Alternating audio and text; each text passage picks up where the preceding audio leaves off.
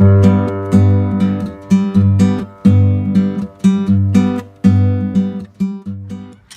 we have a wild Danielle in her natural habitat. Notice how the small creature struggles to use the current tool. It's obviously designed poorly. The biggest problem for this user is obviously that the tool is not properly integrated for her height. Watch even further as she struggles more and gets very angry. As you can see, the user's hands slip down the handles during use due to poor grip design. This design flaw is dangerous, as an error in use could lead to injury. For this reason, the grips of the PostHoleDigger are clearly an area for redesign and improvement.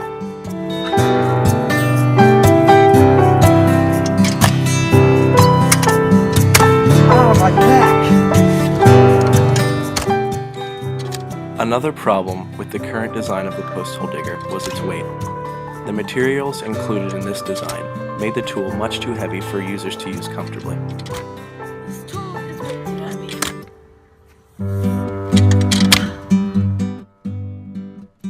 As we can see from this user, the PostHoleDigger is designed poorly in the fact that the current blades do not adequately penetrate the ground.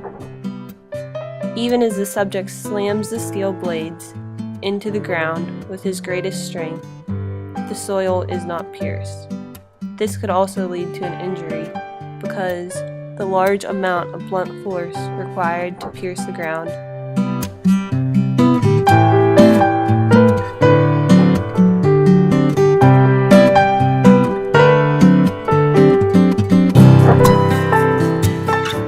One way to remedy this problem would be to sharpen the digging heads.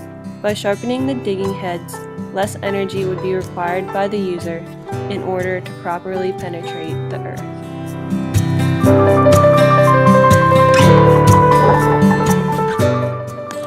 The current shape of the digging heads does not allow for a large amount of material to be removed from the ground. This could be improved by increasing the size of the digging heads, thus increasing the amount of soil removed.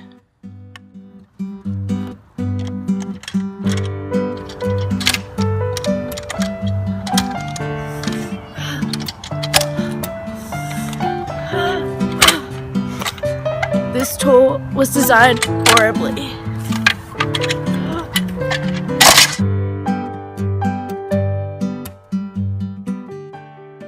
A PostHoleDigger is a tool that is used to dig narrow holes to install posts into soil. Examples of holes created using this product may be for fences, posts, mailboxes, or basketball hoops. There are a variety of kinds of PostHoleDiggers, but we focus on the standard PostHoleDigger throughout our redesign, which consists of 2 wooden handles connected to 2 steel digging heads. This tool was designed for almost anyone to use. The age range is considered to be between the ages of 18 to 65. People with certain disabilities may have problems using the tool.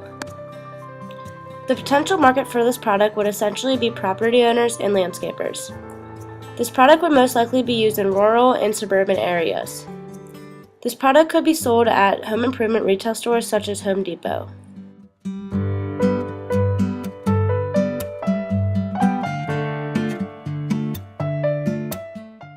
The first problem encountered with the original handles were their length. Set at approximately 40 inches, the handles were made for the height of an average male.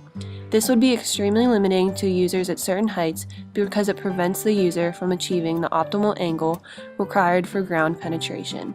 In order to fix this problem, we decided to implement telescoping handles. These telescoping handles would adjust to the user's dimensions within a reasonable range. While some outliers may be left out of this range, the telescoping handles service a larger percentage of users more appropriately compared to the original handle.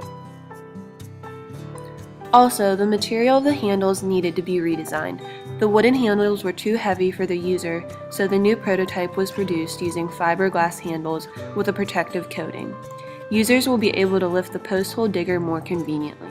We have added silicone grips to the redesign so users' hands will not slip when using the tool. Furthermore, the grips are designed to fit the curvature of users' hands for maximum comfort and ease of use.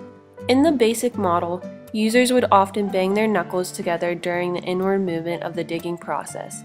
A steel handle spacer included in the redesign sits at the bottom of the handles, slightly jutting out from one of the handles. Due to its location, it prevents the user from being able to slam his knuckles together. Another addition was a steel angle connector that extends the handles downward at an angle and connects them to the digging heads. At an angle of 170 degrees, the steel extenders minimize how much the user must move in order to collect the same amount of material as the original. In order to penetrate the ground easier, the digging heads were made slightly sharper with a more pointed shape. The lengths of the digging heads were increased to allow more material to be collected with each respective dig.